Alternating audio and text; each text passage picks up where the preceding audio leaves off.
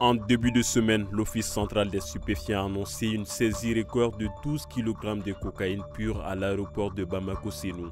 La valeur marchande des produits est estimée à plus de 480 millions de francs CFA.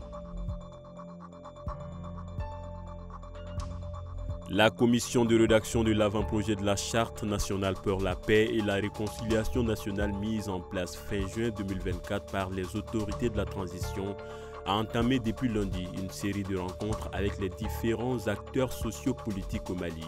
À la fin de sa mission qui n'excède pas 2 mois, la commission remettra l'avant-projet de charte au président de la transition.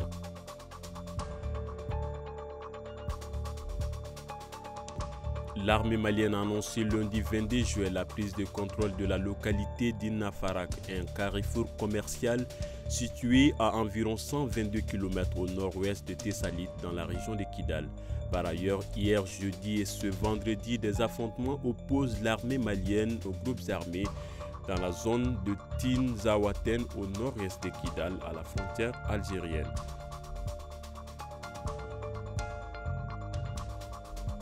Au Burkina Faso, l'escalade de la violence des groupes armés non étatiques fin mai et début juin 2024 a forcé des milliers de civils burkinabés à se réfugier au Niger voisin, a alerté mardi le Haut Commissariat des Nations Unies pour les réfugiés.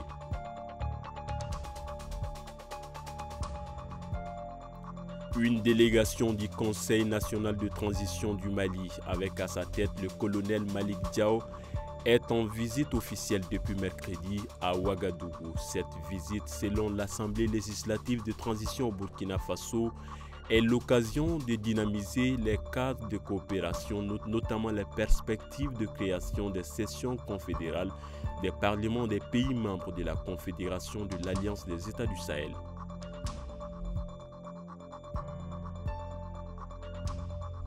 Le président du Faso, le capitaine Ibrahim Traoré, a remis jeudi 25 juillet un important lot de matériel médicaux et de véhicules d'une valeur de plus de 14 milliards de francs CFA au ministère de la Santé et de l'Hygiène publique pour renforcer le système de santé dans le pays.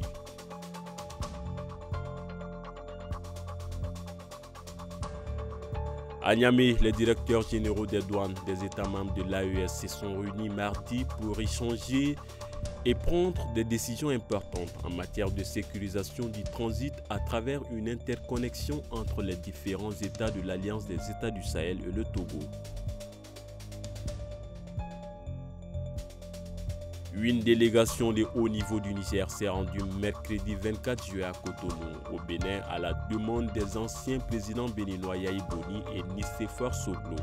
L'objectif est de normaliser les relations tendues depuis plusieurs mois entre le Niger et le Bénin.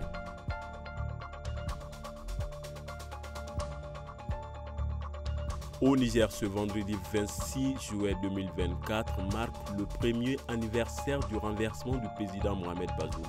Selon un communiqué du gouvernement diffusé en début de semaine, la journée anniversaire du 26 juillet est instituée fête légale en vue de commémorer chaque année les actions hautement patriotiques du peuple nigérien pour l'affirmation de sa souveraineté et de son indépendance.